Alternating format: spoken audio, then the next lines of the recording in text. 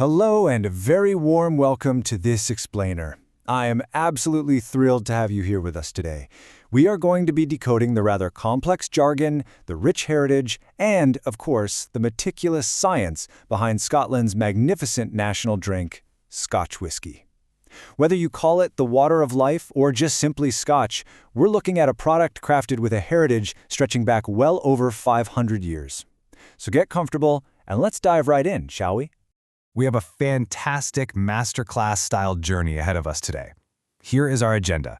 First, what makes it Scotch? Second, the art of production. Third, peat and the ppm scale.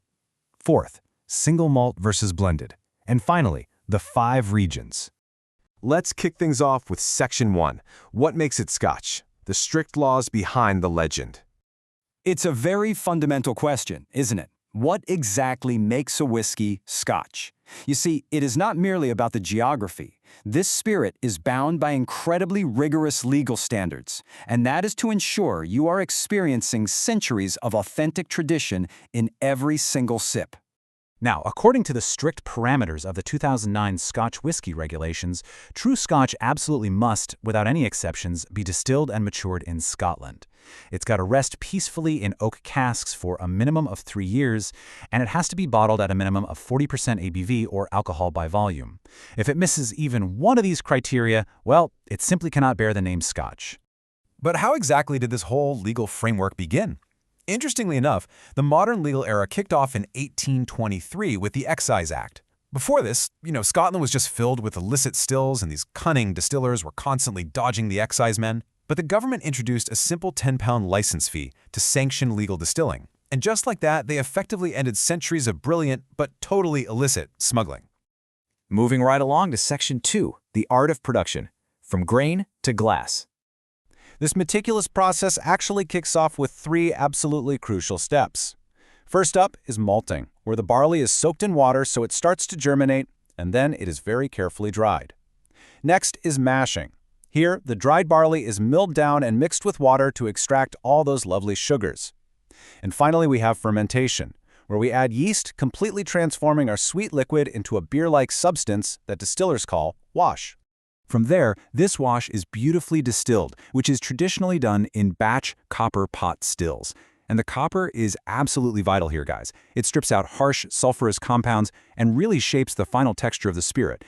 After this magic happens, the pure, clear spirit is tucked away into oak casks for years of incredibly patient maturation. All right, let's jump into Section 3, peat and the ppm scale, the science of smoke. If you have ever had a really smoky Scotch, you might wonder, what exactly is peat? Well, it is ancient, partially decomposed vegetation, think mosses, grasses, and heather, that's been completely submerged in waterlogged Scottish bogs over thousands of years. When they burn this peat during the malting stage to dry the barley, it acts kind of like wood chips in a barbecue. It infuses the grain with these incredibly distinct, natural, smoky compounds. And scientists actually measure this smoke intensity using what's called the phenol parts per million, or the ppm scale. It's quite fascinating. You have unpeated whiskey sitting at 0 to 1 ppm, much like your classic speedside malts. Then, lightly peated expressions like Springbank sit right around 8 ppm. Medium peated whiskeys, such as Highland Park, beautifully balance honey and smoke at about 20 ppm. And then, we have the heavily peated giants of Islay, pushing an intense 40 to 50 ppm. But just to give you an idea of the sheer extremes that are possible out there, some experimental releases, like the Octomore series, push way beyond 300 ppm. No kidding. These are perhaps the absolute smokiest whiskeys on planet Earth.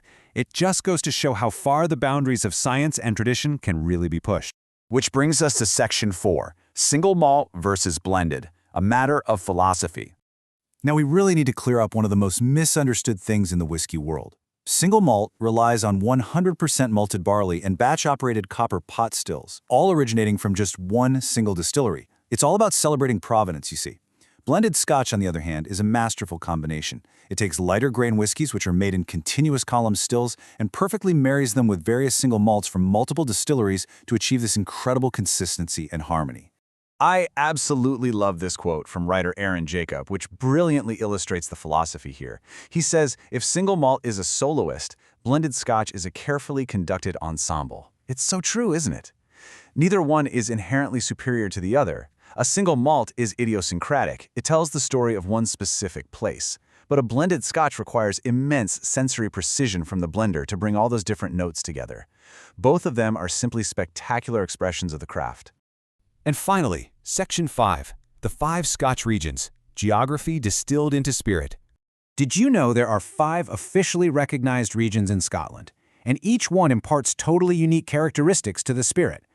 Speedside is renowned for its fruity, unpeated malts. The Lowland region, down in southern Scotland, offers a much lighter, diverse profile. The Highland region is absolutely massive, so it gives us a huge variety from coastal saltiness to light heather. Then Campbelltown gives us these very robust, salty drams. And lastly, we have Islay, that magical little island famous for its fiery, heavily peated maritime marvels. As a quick highlight, Speyside, which is blessed with these gorgeous, fertile glens and the famous River Spey, actually holds the crown as the most densely populated whiskey-producing region in the entire world. It truly is the beating heart of Scottish whiskey volume. So, we have covered over 500 years of history, the highly complex production process, and the diverse, beautiful geography of Scotland today. But you know, the absolute best way to truly learn about this is by arranging a tasting flight of your own. So, I'm going to leave you with this to ponder. Where on this magnificent spectrum do you think your palate belongs? Are you drawn to the soloist or the ensemble? Do you prefer a fruity Speedside or a fiery Islay? Thank you so much for joining me on this explainer. And until next time, keep exploring.